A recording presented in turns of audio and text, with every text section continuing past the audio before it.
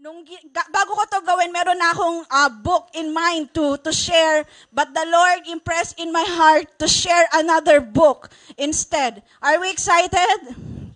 Alright? So, sino po dito medyo napapansin nyo, no? Paulit-ulit na yung mga balita. Tama ba? Oo. No, parang this year nag-revolve po ata ang balita sa news about hearing. Diba? Sa Senate, sa Congress, and hindi naman po lingid sa kaalaman din natin lately, no, marami pong nangyayari sa ating bansa. Minsan hindi lang po sa news, no, pero sa Facebook mo, sa Reels, yun na lang lagi mo napapanood. Ito na naman. Diba? Pag nagtitiktok ka, yun din ang nakikita natin napapanood. Maraming opinions and reactions, and hindi natin minsan alam ano nga ba ang totoo. Tama ba? And maybe your question right now is that, Lord, hanggang kailan ba ganito? Bakit to nangyayari? Tama ba? Napapatanong din kayo. Ano pa? Hanggang kailan kaya matatapos ang gawa ng mga masasama? Alright? Are you with me? Nakaka-relate po ba kayo? Or wala po kayong TV? Wala po kayong cellphone? Saan po kayo nakatira? Sa other planet po. Diba? Ang daming nangyayari sa news. And nakaka-relate tayo, no? Hindi lang po sa ating bansa, but even personally in our situations, we are asking ourselves, Lord, hanggang kailan ba ako nandito? Diba? Lord, bakit ko po ito nararanasan? Diba? Basta ikaw yung tipo na marami kang tinatanong sa Lord at naghahanap ka ng sagot. No, wag po kayong mag-alala kasi yung pag-uusapan po natin sa umagang ito, itong book na to, yung prophet actually na ito, naramdaman din niya yan. And he was actually having questions to the Lord. He was seeking answers to the Lord. Actually, may mga complaints siya sa Lord, but in the end, pinili niya pa rin magtiwala sa Diyos dahil alam niyang siya pa rin ang higit na nakakaalam ng ikakabuti para sa kanyang mga anak. Amen? So for the last Sunday of November, last Sunday na. And next week, December na. Nagsisingkin na po ba sa inyo? Nai-imagine nyo na po ba yung mga ihahanda nyo sa Noche Buena? Di ba sa CG nga kagabi, tinanong ko, ano ang gusto nyong pagkain makita sa Noche Buena? Puro sila Graham. Bakit puro Graham? Anong meron sa Graham? Diba? So, magki-Christmas na, and again, last Sunday of November na, we will be studying this book. And that my prayer is that we appreciate this book, no? And this book is no other than the book of Habakkuk. Okay? Can we say Habakkuk? Oo, dapat i-appreciate natin ito kasi mahaba-haba itong niluto. Habakkuk. Amen. Pag uwi nyo po sa bahay, yung mga hindi nakagets, pag kumain po kayo siguro ng lunch, Amamanayaon. Habakkuk. Amen. Now, who is Habakkuk? No? Habakkuk, his name actually means embrace. Yan. Sabi ko, banat natin, alam mo, gusto ko ng Habakkuk mo. Yes, the embrace. No? So, he's actually a prophet in Israel who wrote the book by the same name. Kaya nga in chapter 1, verse 1, sabi niya dan, I am Habakkuk, the prophet. And he prophesied between the fall of Nineveh in 612 BC and the Babylonian invasion of Judah. Kasi po, nung time na to, pabagsak na ang Judah sa kamay po ng mga Babylonians dahil sila po ang nagdodomina, no, ng kapangyarihan sa panahong ito. And Habakkuk lived probably about 12 and 13-year reign of King Josiah. Now, the background of the book is that ang kausap po ni Habakkuk dito sa time na to, ang audience niya ay ang people of Judah or ang Southern Kingdom. Kung maaalala nyo, nahati yan Jerusalem, Northern Kingdom, Southern, ang Judah. At ang Judah, matindi na po, they are morally corrupt, pasaway, no? Violent and spiritually disobedient na sila. In short, sa Pangasinan, awot. Saan ka awot, Lara? No, nung time na to talagang, tignan mo yung katabi mo. Hindi siya yon. Okay? Sinabi ko lang, tignan mo lang siya. Pero hindi siya yon. Okay? Alright?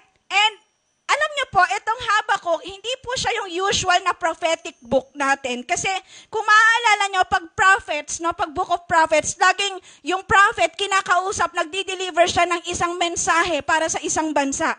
Pero itong prophetic book na ito, very unique siya kasi parang mala book of Job ang atake. Nagbabatuhan si Habakuk at si Lord. Nag-uusap silang dalawa. Okay, it's a dialogue between the prophet and God. Alright? So sabi ko nga, may mga questions si Habakuk sa book na ito na maybe makaka-relate po tayo sa sitwasyon natin bilang isang bansa at personally. Number 1, ito yung mga katanungan niya. Why does God let the wicked flourish?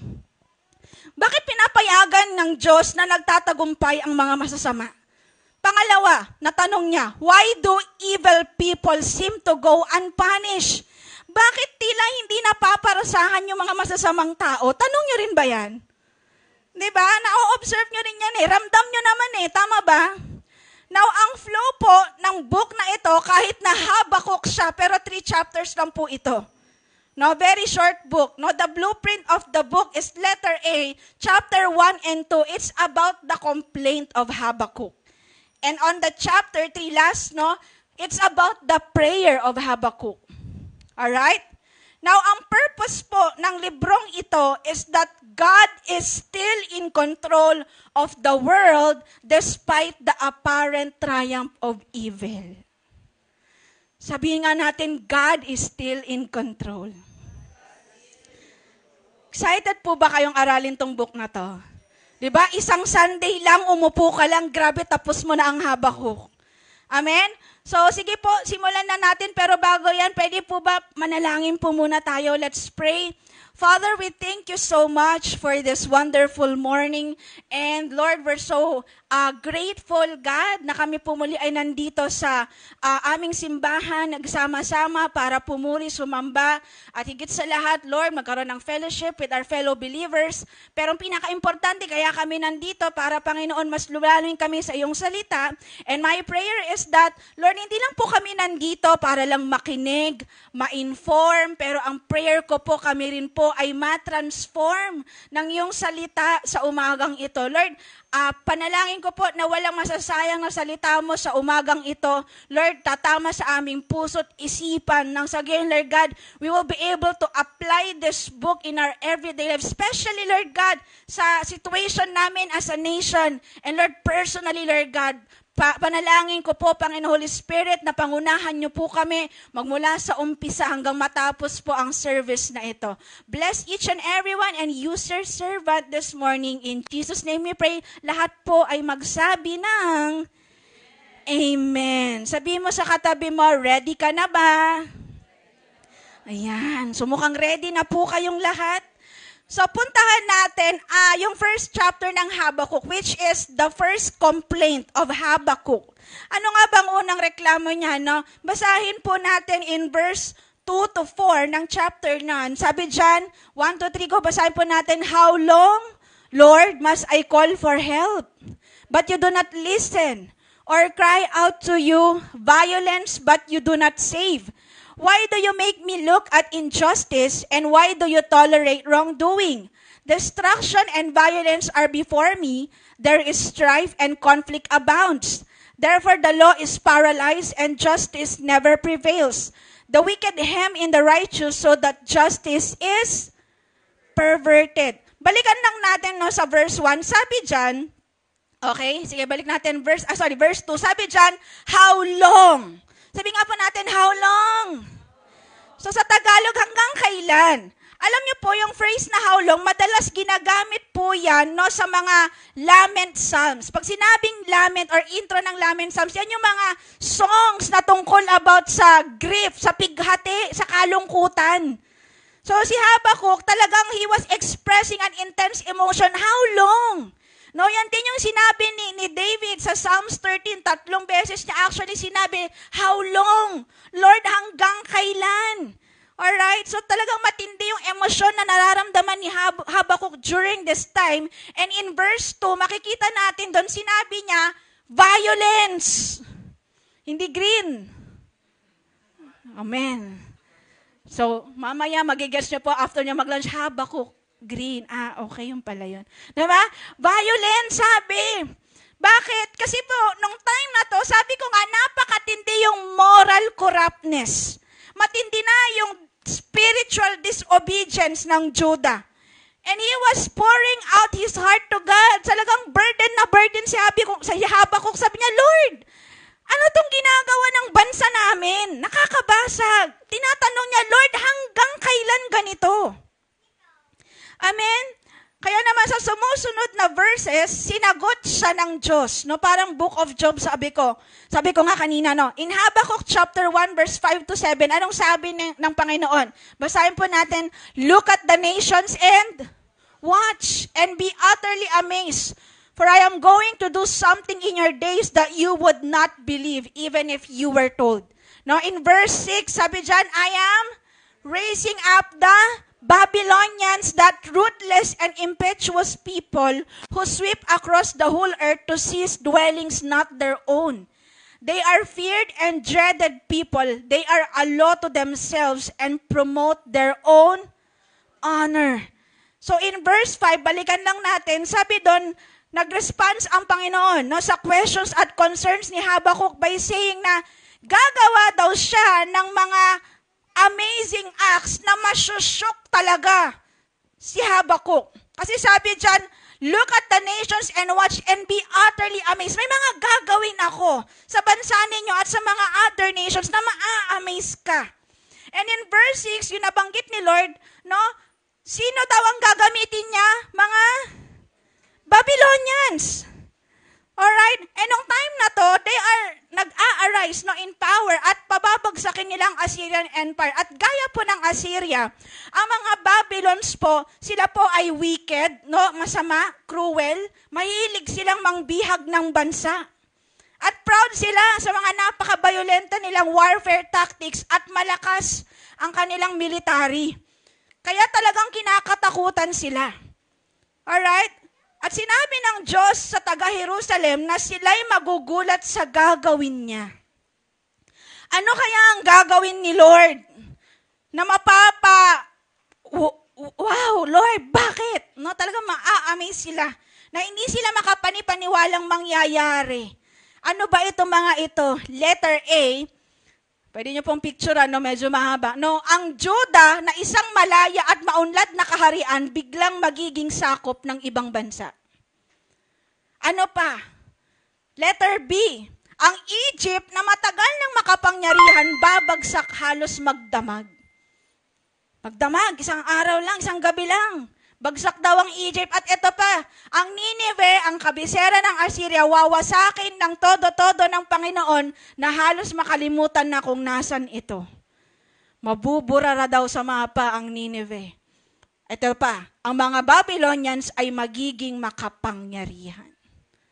Mga bagay na masusyok, hindi lang si Habakuk, pero ang mga nations na nabanggit.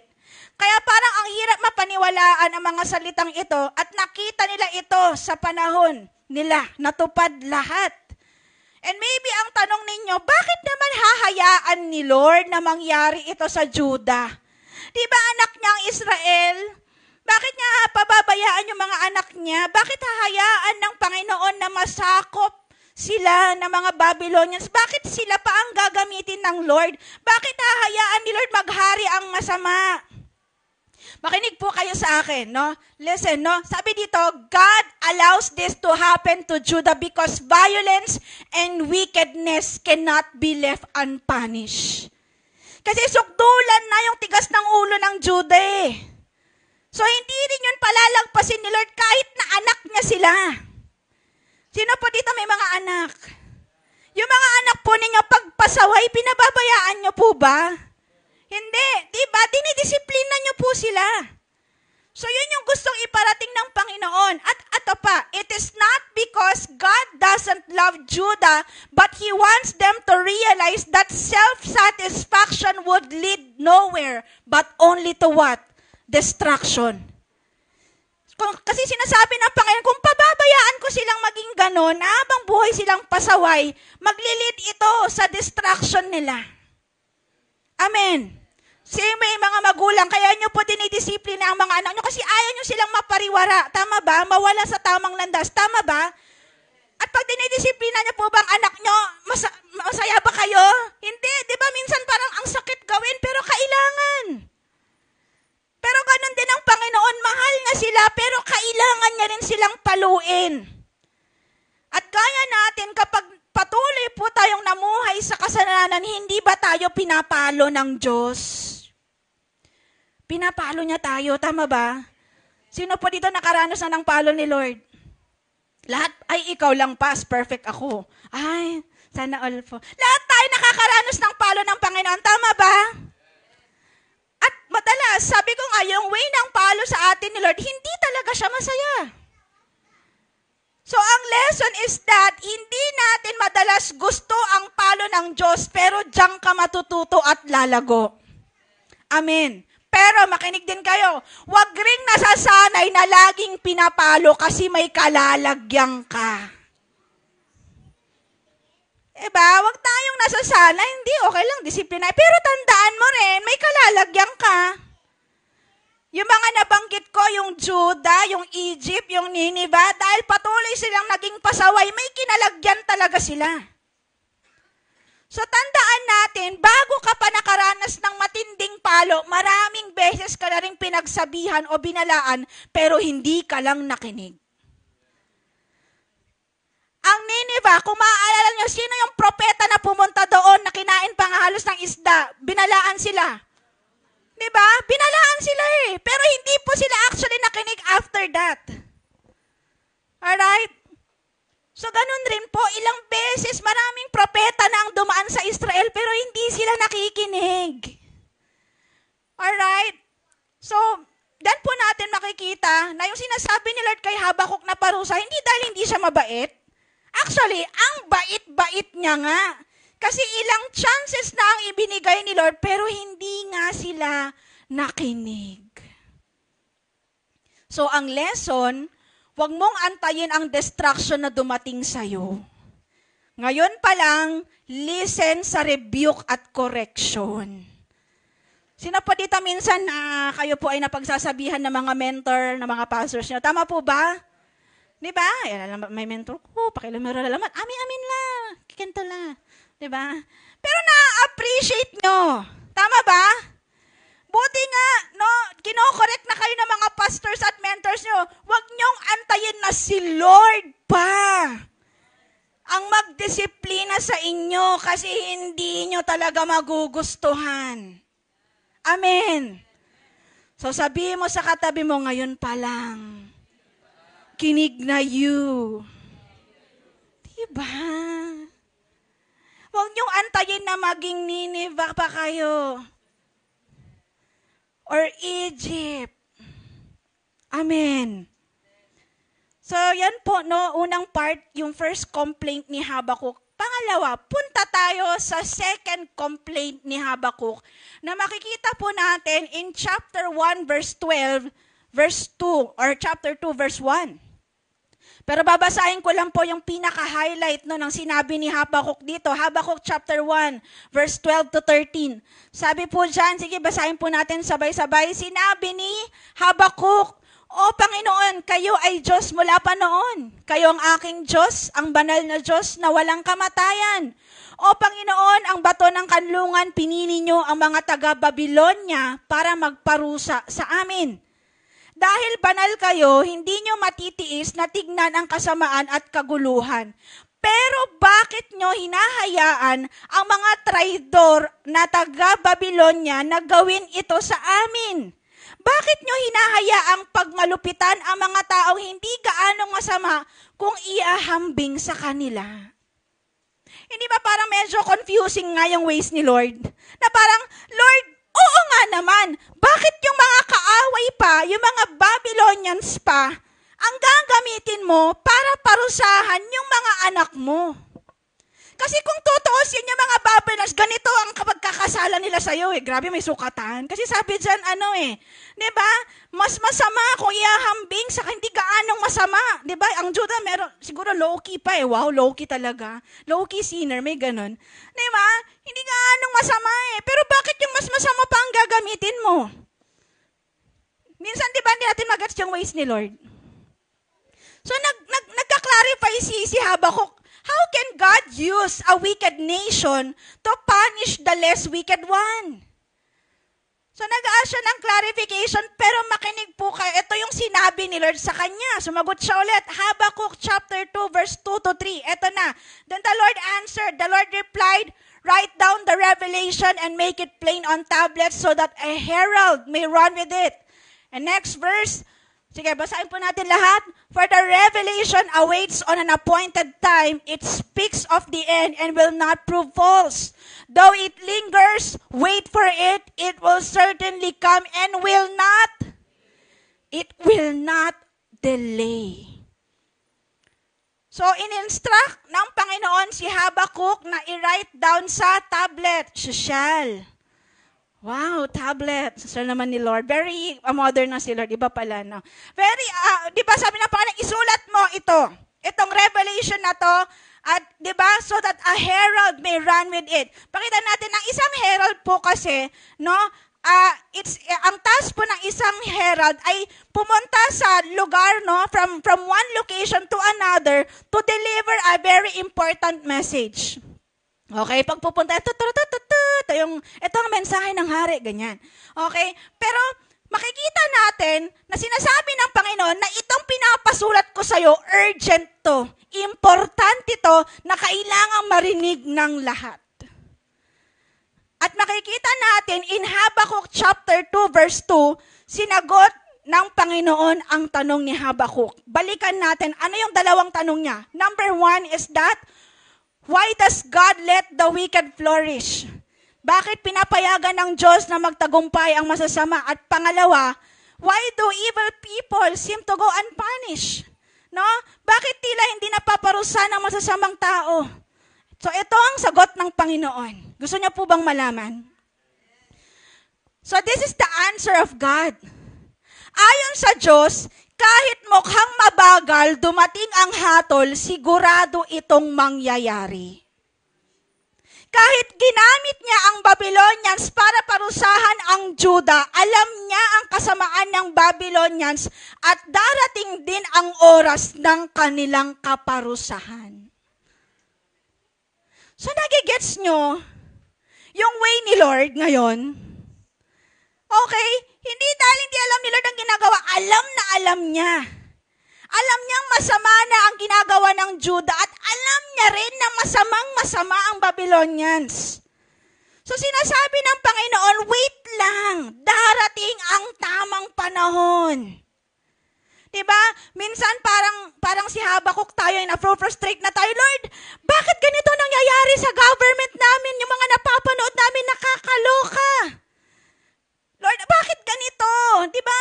Parang, Lord, bakit mas nagahari yung corruption or yung mga umaabuso sa kapangyarihan nila? Pero tulad ng sagot ng Diyos sa propeta, makinig kayo, maaaring mukhang mabagal ang kilos ng Diyos.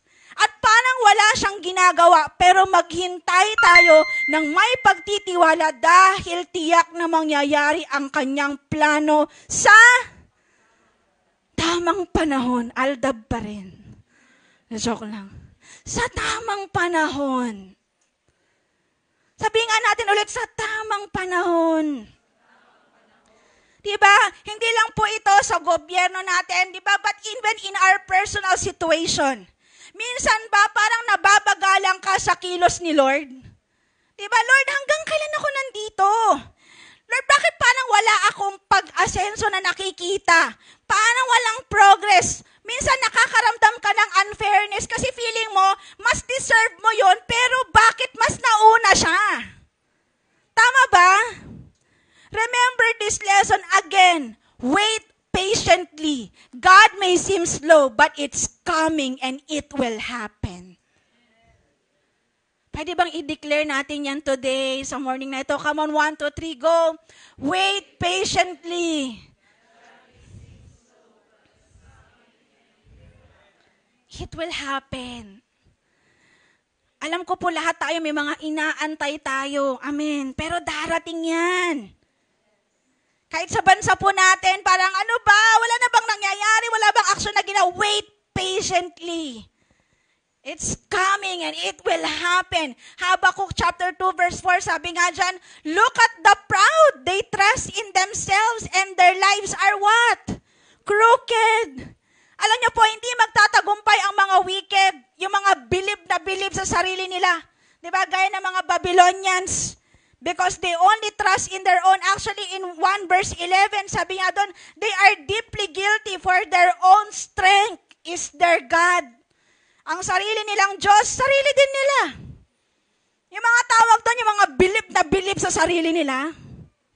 Kaya ako to nagawa kasi magaling naman ako. Kaya ako to nagawa kasi nga pinagpuyatan ko naman talaga to. Diba? Yung bilib sa sarili, matalino ako, mayaman naman ako, kayang-kaya ko to, hindi ko kailangan si Lord. Kau na. Diba? Sa totoo lang, minsan, ang idol natin, mga sarili din natin. Yung mga sarili ng ating plano ang gusto mangyari, yung hindi tayo nakikinig sa Lord, ito kasing gusto ko. Ito nga, Lord, pag-pray na natin to, ipilit na natin to, Lord. Pero alam nyo po, saan tayo magtatagumpay? Basahin po natin again, no? In verse 4, but the righteous will live by their what? Their faithfulness to God. So yung mga matuwid na nabubuhay sa pananampalataya nila kay Lord. Kasi po, ang totoong Christians, sa Lord sila nagtitiwala. They put their trust and faith in Him. Remember this, the goal of idolatry is self-glory, but the aim of Christianity is what? For God's glory. Amen. So we should only put our faith and trust in God. Amen. Okay? Alam niyo po, itong Habakkuk chapter 2 verse 4, ilang beses itong na-quote sa New Testament. Sabi ni Paul in Romans chapter 1 verse 17, for in the gospel the righteousness of God is revealed, a righteousness that is by faith from first to last, just as it is written. Ano pong sabi dyan? The righteous will live by faith. Gusto nyo pa ba? In Galatians chapter 3 verse 11, sabi ulit ni Paul, clearly no one will rely on the law is justified before God because, again, sabi dyan, the righteous will live by faith. Gusto nyo pa? Kung di pa kayo ma-convince, Hebrews 10 verse 38, sabi dyan, and but my righteous one will live by what? By faith. So pinapakita lang na sa panahon na mukhang alanganin at parang walang pag-asa, it reminds us that God is in control and does things according to His purpose. So balik sa faith sa Panginoon. Hindi natin itutuon ang faith natin sa nangyayari sa government natin. Kasi Lord, bakit ganitong nangyayari? Naku, wala na mangyayari. Hindi. Bakit mo pinuput ang faith mo sa government? You put your faith in God. Lord, parang hindi nata ako mapopromote ng boss ko. Pinag-iinitan ako lagi. No, you don't put your faith in your boss. You put your faith in God. Diba? Lord, bakit ganito? Diba sa trabaho ko, hindi mo ilalagay ang faith mo sa work mo or sa tao or sitwasyon or bagay. Where do you put your faith? You put your faith in what? In God. Amen. Sa mga nangihinayang sa 2024 nila, huwag kang mag-alala. May 2025 pa. Pero this time, have faith. Tandaan po ninyo, lilipas ang taon, pero dapat ang faith natin hindi kumukupas. Amen. Ano man ang dumaan, pwede kang panghinaan ng loob. Minsan, tayo ka pa rin, pero balik sa faith. Yan ang gusto ni Lord until He comes back. Faith. Sabihin natin, faith. Amen? Ano bang sabi? Di ba? When the Son of Man returns, will He find faith on earth? Amen. So yan yung pinopoint ng Panginoon kay Habakkuk. Habakkuk, ano man ang nangyari sa bansa, sa nation ninyo, makakaranas kayo ng destruction, but I want you to be reminded, you put your faith in me. You put your trust in me. Amen. Amen. Actually, tapos na natin yung 2 chapter. Last na po tayo. Last part po ng Habakkuk chapter 3 is about Habakkuk's prayer. Grabe, umupo lang kayo ng isang Sunday, tapos nyo nang aralin ng Habakkuk. Gusto nyo yun?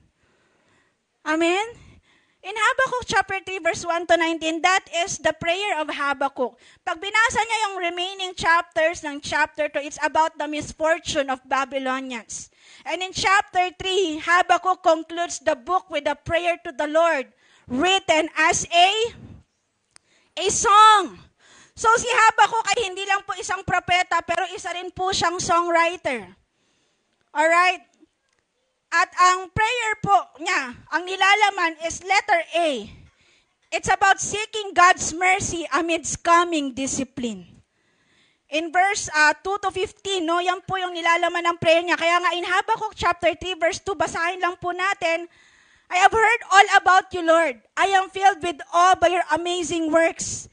In this time of our deep need, help us again as you did in years gone by.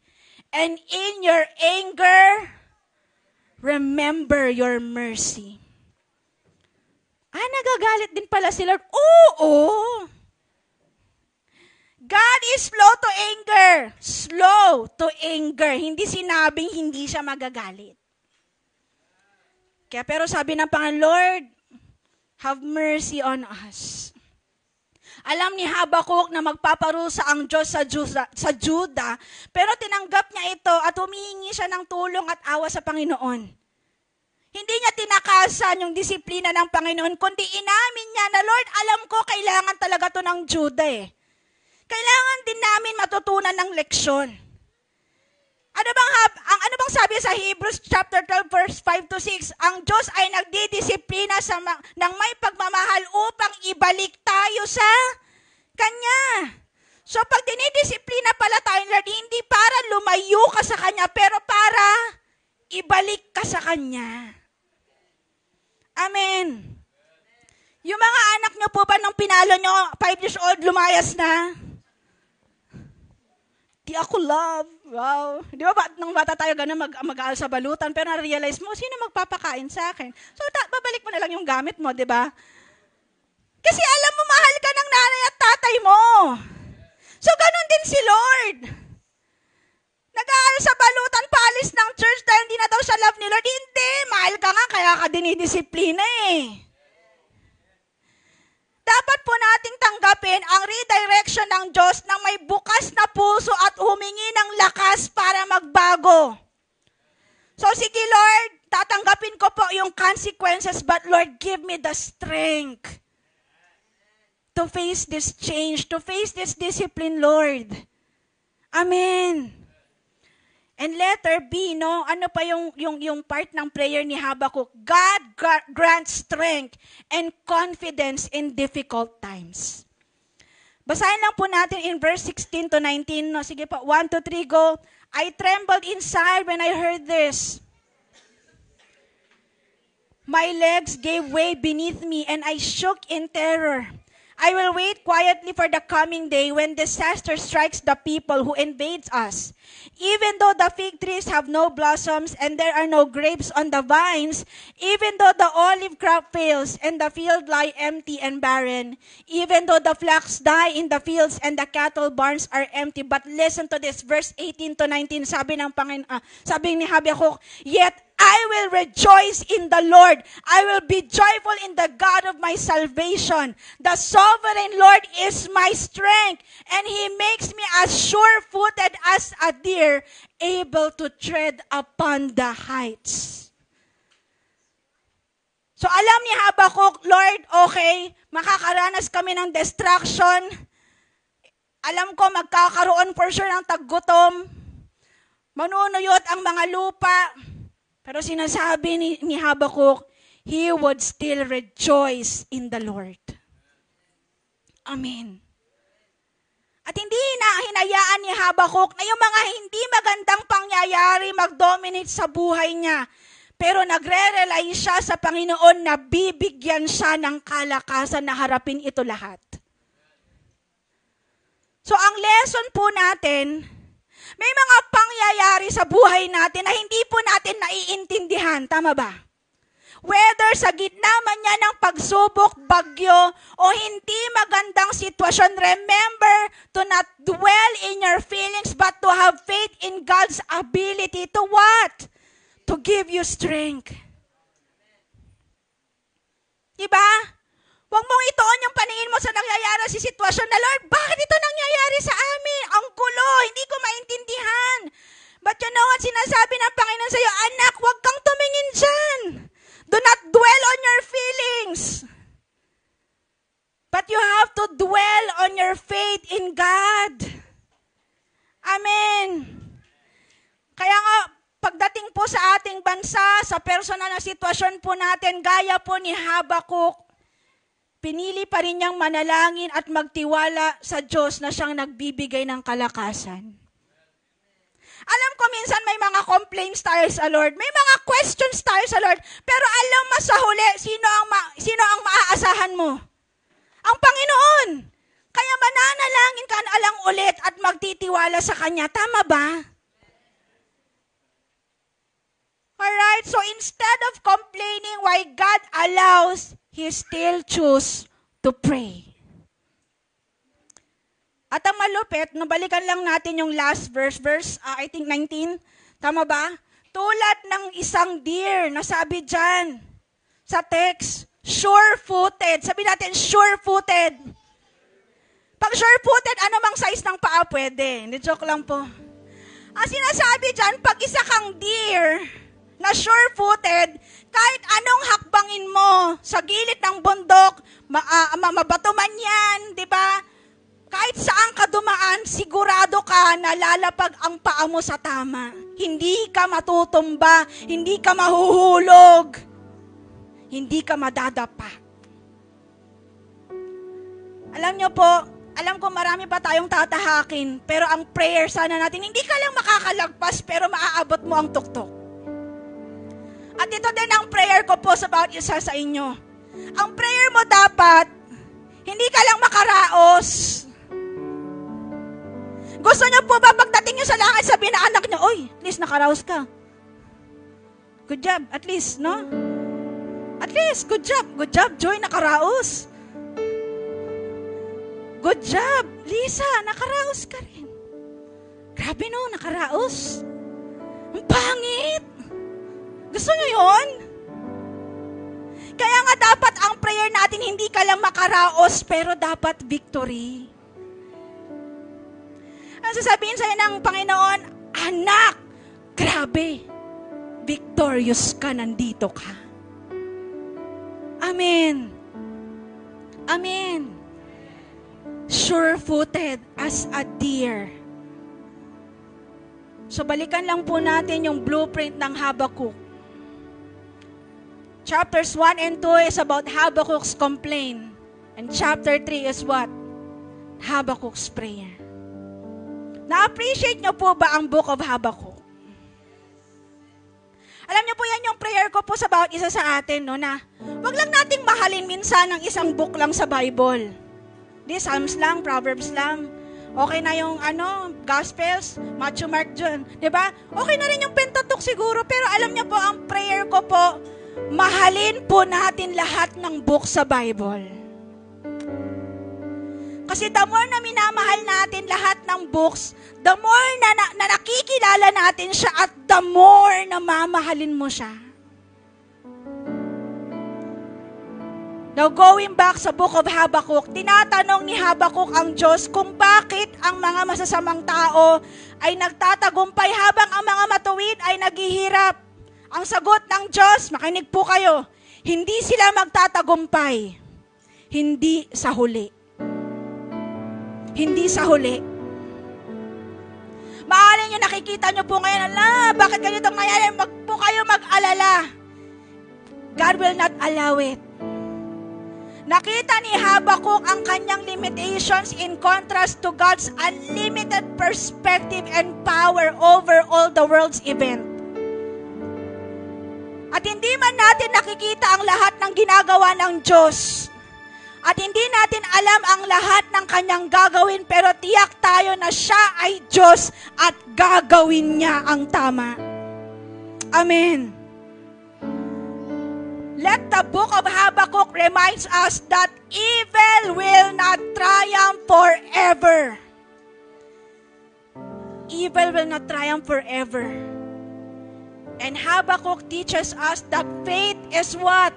The ability to feel so sure of God na gaano man kadilim ang kasalukuyan, there is a glorious future that awaits for His children. It may be a long way off, but it's absolutely sure. Absolutely na nga. Sure pa. Diba? May glorious future that awaits for His children. Eh ano ngayon kung hindi mo makamtan yan dito sa mundo, may glorious future naman. Diba? Sinaya nga ni Repo last Sunday, di ba kayo mas na-excite doon yung condo unit na prepare ni Lord para sa inyo? Kaya naman yung nakikita nyo dito sa mundo, wag tayong papatinag. Huwag tayong panghinaan ng pananampalataya kasi ang Panginoon alam niya ang ginagawa niya. So do not place your hope on people, situations, but on our ultimate hope, which is Jesus Christ. Our hope is Jesus Christ. Oh, di ba? Grabe. Yan na nga yung Hello. Diba? 5 unstoppable events, yan na po yun. Nag-uumpisa na. Mag-repent na tayo. Amen. Are you with me? So, alam nyo po, basta pag kay Kristo, sure ka. Hindi nyo naiintindihan yung mga nangyayari sa balita, sa bansa natin. Pero po kayo mag-alala, kay Christ sure tayo. Kay Christ may kalalagyan tayo. Amen. Magbago na ang lahat. Pero yung faith natin kay Lord, wag yun ang mawawala sa atin. Amen. So, pwede po ba sa oras na ito, come on, let's all stand up.